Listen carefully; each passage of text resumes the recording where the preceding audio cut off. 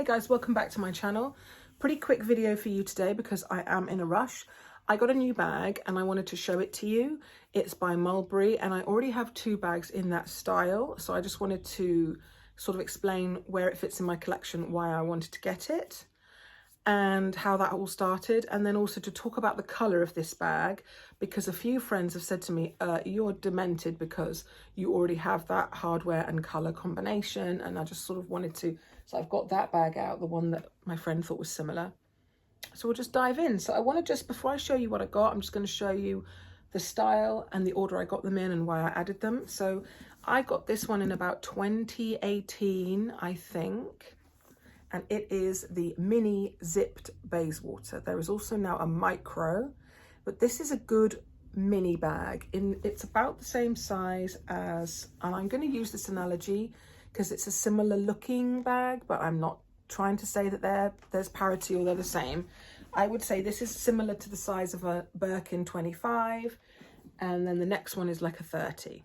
So this they call the mini, but to me this is a small bag. I wish I'd brought the Marc Jacobs tote in the small is, or is it mini? Yes, the mini. Sorry, I get so confused. It's exactly the same. There's a micro tote, which I have, and then there's the mini tote, and that's similar to this. In that, it is a small bag, but to me, it's the sweet spot because it's big enough to hold quite a bit, but it's small enough that it looks nice, crossbody, and not bulky. Also, I'm a curvy girl. I'm 5'5", but I'm pretty broad and chunky. And some top handle bags, sometimes like my Alma BB, if I wear it without the strap, I feel like it's like, you know, a big girl holding a tiny bag. Sometimes I'm in the mood for that, and sometimes I think the proportions look off. This is not so diddy, but it's still small, right? So we love this one. It's burgundy, or they call it ox blood, and it has this is the classic grain or heavy grain, and it's just quite rigid, quite shiny. I like the bag, I like the colour, but the leather is not the best. I've had to use Leather Restore because I don't feel like the oxblood colour was very fully, like deeply in the bag. I feel like the corners kind of pull a lighter red, like the colour it's not saturated enough. So when I get this out every September to use for the autumn winter season, I do use the leather gel that Mulberry recommends to moisturize it because it feels quite rigid. And then I go over and work in the Colour Restore polish, and it makes it a much richer color. But in terms of the size and shape of the bag, I love it. And I obviously think that with burgundy, gold hardware would be my preference. And then for Valentine's Day 2020, right before the pandemic began, Ed bought me this, which the belts are undone on this, and I'll show you there's a reason for that when we do the pros and cons. So this is the solid grey colour, which is a lovely taupey shade, kind of like a taupe or a tan, I can't remember which one. It pulls almost green, and then it pulls mushroom in other lights. I love it, but this is quite bulky, and I don't use it that much unless I need to tote loads of stuff around. And also the strap, weirdly, although it's a bigger bag, the strap is a quite feeble, non-adjustable afterthought, really. And it just sits as a long shoulder, which is not I can't do that. I'm crossbody or short shoulder. So I don't really use the strap with this, but I love it, and it was a gift, so I will never part with it. I did think about selling it before I got this one, but that was only because I felt guilty to have three the same. So I'm going to show it to you because I don't do the whole suspense thing. And then we'll talk about why I got this. The twilly tying is a little bit leaving a lot to be desired. So here is my new bag. Oh my God, this is possibly my favorite Mulberry I've ever had. So you will see, it is like the mini one. It is another mini zipped Bayswater. However, different leather. This is in the Silky calf, which is a very luxurious leather. It feels smooth, but then if you look really closely, there's some veining and some texture, but there just isn't really a grain as such. There's a bit of veining there, which I do not mind. It's just a character. So, and it has silver hardware, which was the big thing I was looking for. The sticker is still on there. I'm going to peel it off with you. She says under pressure. Ooh. Look at that silver hardware. I love silver hardware with what would you call this? It's not, it's tan. Some people call it chestnut. Some people, you know, there's all different names. Oak, this type of colour. This colour is called Teak on the Mulberry website, I think. I'm just going to triple check that. It will all be in the description. It's current, you can get it. And the twilly I thought goes beautifully, which is really funny because, so I wasn't in the market for another one of these. I sold my Chanel Jumbo and I had decided I wanted to buy a few pieces that were on just my general wish list, but I didn't want to use any of that money on any small things like costume, designer jewelry or makeup. I wanted to, where I had taken the Jumbo out of my collection, if you remember, the first thing I bought with those funds was my YSL large college bag, which I haven't used much, but it's not because it's a mistake, it's because I got it as spring was going into summer and it's a large black bag. I know that that will be a staple in my collection and kind of replace the Jumbo. And I will do a video about that, about why and all the rest of it, because I don't think I've done that on this channel. No, I haven't. And then I just left that money there because I didn't want to just spend it because I had it. You know, it could just sit there, whatever. And I bought a couple of other things with the money. I originally was going to use all of that money from selling, well, no, some of it, to buy myself the love bracelet. And I went to London wearing my Jour Clou, had a nice mani, and I tried it on, and I just didn't feel that rush, that happy feeling of, oh my God, I want it. It felt thick and chunky, even though it was the slimmer one. It just didn't feel right, and so I decided to leave it and maybe add it another time, but I don't think I will now. I think I've moved past it. I bought a different bracelet, which I'll reveal at some point when I do my next video is going to be favorites, because that's what you guys voted for when I put up a poll on Instagram. The recent favorites and like my recent kind of high-end purchases over the last few months. I do that like twice a year. Anyway, so I was in with my friend the flagship Mulberry store in London on Regent Street, and she was choosing her first ever Mulberry bag, and we had a great experience, great service. They gave us champagne, gifts, all sorts of stuff. It was really lovely. And I, in the distance, saw a pale grey one of these with this exact twilly thing on it, tied like this, where they've made it go over the handle and then they've done a bow in the middle. I haven't done it as well because I'm in a rush.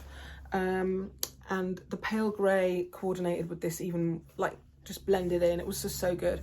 And it had silver hardware and I loved it. And the way they'd, you know, it was on display in the shop and I played with it. But I thought, no, I'm going to think about it. And sometime later, very recently, about a month ago, I bought that bag on Farfetch because temporarily it disappeared from the Mulberry website. It got reduced quite a lot. It was a seasonal colour. It went from about £1,200 down to £920, and then it just disappeared. I would have got it on Mulberry, and so because I'm impatient, I ordered it on Farfetch. I paid the full retail for it, and when it came, it was in a box with the dust bag was inside it, and it was just loose in the box with absolutely nothing, and the box was twice the size of the bag. So the whole way here, it had obviously just been banging around. The glazing was peeling off in one area. The bag had dents and scratches on it because it had just been thrown around in this box. And to me, the alignment, everything about it, like these strips, everything was a bit off. If I bought it from a reseller, I would have thought it was fake. I'm probably not allowed to say this, but sometimes I wonder if some of the stuff on Farfetch is seconds. So why would this, it was some consignment redistribution thing, you know, that Farfetch were dealing with, because it's all Farfetch is just a middleman. And when I looked up that company, they just get like loads of grey stock, end of season stuff. And but this bag is very recent on Mulberry anyway. It looked like it was a return or a second because there were no paper around the handles or like you would get from Mulberry. Anyway, so I sent that bag back. And actually, you know what? When I tried on a few outfits, just holding it up to decide whether I was going to rebuy it or get something else, I couldn't get this pale dove grey to like work with anything in my wardrobe. It's just not my colour. I like charcoal grey, which is weird because I like clothes. I like a classic grey cashmere jumper more than anything else. Anyway, I just didn't connect with it, and I didn't see how it would work with a lot of my wardrobe. Anyway, when I was browsing the site just to check what other colours come in this, because I've wanted a second one ever since I got this one. I love this, but I don't wear it spring and summer because I know people say, well, there shouldn't be rules about seasonal colours, but to me, burgundy is an autumn winter colour for me. This wouldn't pair with anything I wear at this time of year. So I've been looking for a kind of all year round or spring summer friendly, and I looked, and this was right at the end on the right, and there's maple, which is really similar, a bit warmer, and that has gold hardware. That's also in the Silky calf, very classic. But for those wanting the silver hardware with a tan, this is the Teak, and I just feel like it looks like a heritage piece. It looks like an absolute classic of the house, and in this leather is this is 10 times more luxurious than this. It's not as structured, and so there will be some downsides maybe over time. I've noticed when I was looking up like on Instagram and stuff, that because it is such a supple leather, you're going to get creasing like here. I don't mind that. Now, tan bag, and actually I had this because I bought this that day when I looked at the pale grey in Regent Street, because she said there's not many of them. So I just took it and I thought, oh, well, I'll maybe get the pale grey bag online, because if I'd bought it in Regent Street, I wouldn't have been able to take it back. But actually it coordinates fine with this one too. It tones in nicely. I like it. So why did I get this? Because a few friends, 2 or 3, pointed out that one of my favourite bags, I mean top 3 bags, is my small Loewe puzzle, which is a tan bag with silver hardware. And I remember when I was in the market for this, there were 2 similar versions. One was grained leather in a slightly more orangey tan, and it had gold hardware. And I'd always thought that tan went with gold, but I've realised now that I like tan. I mean, I have other tan bags that have gold hardware and I love them, but this particular sort of shade of tan in a smooth leather, I think it looks far better when you cool it down with the sort of white or silver toned hardware. It's just, oh, I love it so much. It makes it very modern, very fresh. But I knew I loved that, and I knew I'd get wear out of another one. But this is different. This is a more of a structured tote. This is an unusual sort of softer bag. I know that there's room for both of these, and basically tan has become, or shades of kind of lighter brown, like I have my mini Alexa in chestnut as well, that's got gold hardware. I'm surprised this is the first day that I've got this out and looked at it together. They are actually quite different. I also have over there, let me just get it for you.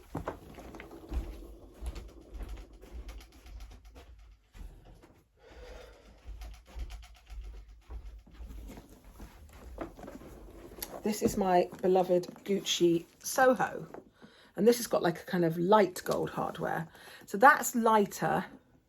Then there's that one, which is a bit deeper. And then there's this guy who's a bit deeper still and much, do you see what I mean? Those 2 are closer. And then this is more chestnutty, like my Mulberry. Now, a lot of people would say, why keep getting the same colour or whatever? But I've worked out that for me, chestnut or tan or caramel bags, they suit my complexion, they suit the colours I wear. So this bag in summer would look great with blue and white and all of those kind of holiday kind of clothes, the florals and stuff. And in winter, it really goes with mustard yellow, dark green. Like, it's just an all year round for me. And I think that this is the nicest leather that I could have found this particular bag in. I wanted a smooth, luxurious leather that was different to the burgundy one. And I also I have had one in the past a long time ago. I had a winter white, like a snowball white crinkle patent lily with silver hardware. And I wore that thing to death. And then it was really very used and I sold it on eBay. But this bag with the silver hardware, that means that ticks that off my list. And I'm so happy it's got silver hardware. I'm in love with it. Now, let's talk quickly about the straps and about the belt at the front, and then we're done. So the mini Bayswater comes with a lovely, long and adjustable crossbody strap. right? It's really in proportion. You can, so it's just draping from, you know, I always leave it attached. So it's just draping there. You could put it on this hole. And then you have 1, 2, 3, 4 more holes to make it crossbody, and it's comfortably crossbody on me.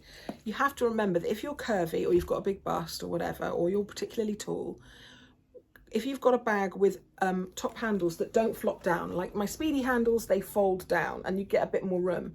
When you have a bag with top handles, it can stick up into your boob, but this is long enough for me that that's not an issue. However, the bigger one has this also, this is a total afterthought. This is the same thickness, but the bag weighs about 3 times the amount. So it should be a thicker strap really, and it should be adjustable. So this is just a little shoulder strap. Now, if I was going through an airport and I had twins or I don't know, and a double buggy or God knows what, it's better to have a strap than no strap, and that you can like have the strap there. And if you need to sling it on your shoulder for a minute, my friend Michelle, who's a lot thinner than me, she's got this bag in this colour and leather, and she can wear it crossbody, kind of sitting sort of maybe the side or the back. But I literally can't. Like this strap is very short. So I feel like that's weird. I feel like the combination of this bag and strap works better for me than this one. And this can be heavy if you put quite a bit of stuff in it. It's a solid, it's like a tank. But I love this style so much. It's my favourite style from Mulberry. Well, is it? I think I love the Alexa and this equally, because I have 2 Alexas and it's probably not my last. And then these, and they're just precious to me. There's only one thing about these bags that I do not like. Let me show you. When you buy, and it's a shame this twilly, let me tuck it out of the way a bit. Right. When you buy these bags, the belt, I think it looks neater, is straight across like that. So the belt feeds through these 3 holes and ends up stitched to the back externally, right?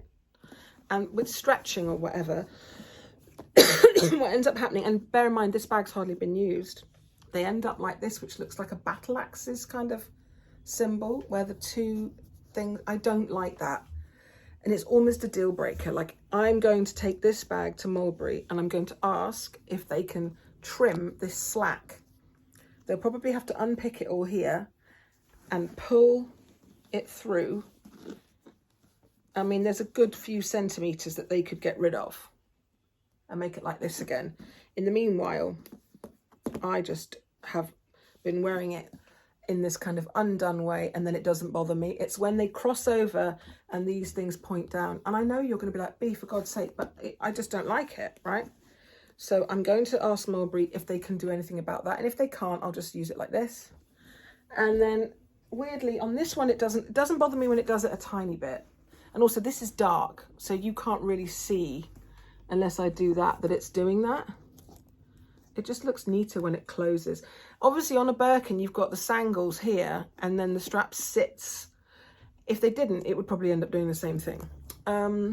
So there you have that. I love that Mulberry. It was some time after I got this that they brought these charms out, and this was a gift actually from an SA. And it's that lovely mustardy colour with the burgundy, and it makes it so playful, because this type of bag, like a top handle bag, can be quite serious. So things like this make it fun. So this one, the only downside I foresee is that this one is already doing it brand new, and it's because it's a softer leather. The softer the leather, the less sort of structure it's going to maintain, and it's already doing it a tiny bit. So if I pull it back, but I mean, then it bows out then you see it there on the side, it sticks out a bit more.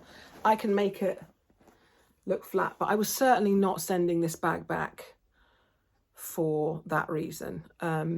You've got, this was my second one, direct from Mulberry. I had amazing service. Basically, when I opened the other one on a live video chat with my friend Sally, because I was excited, I don't mind veining, but this whole panel here had really intense ripple diagonally going all across here, like the leather had been overworked or puckered out of shape by the heel of someone's hand as they were stitching or working it, because it is a very buttery leather. And I sent a picture to Mulberry and she was like, yeah, no, that's not right. We unreservedly apologise. A courier came the next day, took the bag back, and like 2 days later, the replacement came from a store from Leeds, actually, where my daughter's at university. So with Mulberry, you don't have to worry. They will custom make you straps. They will change things.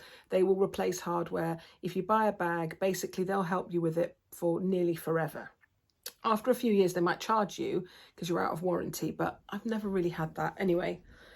So yeah, if I need to in the future, hopefully they can tighten up this belt.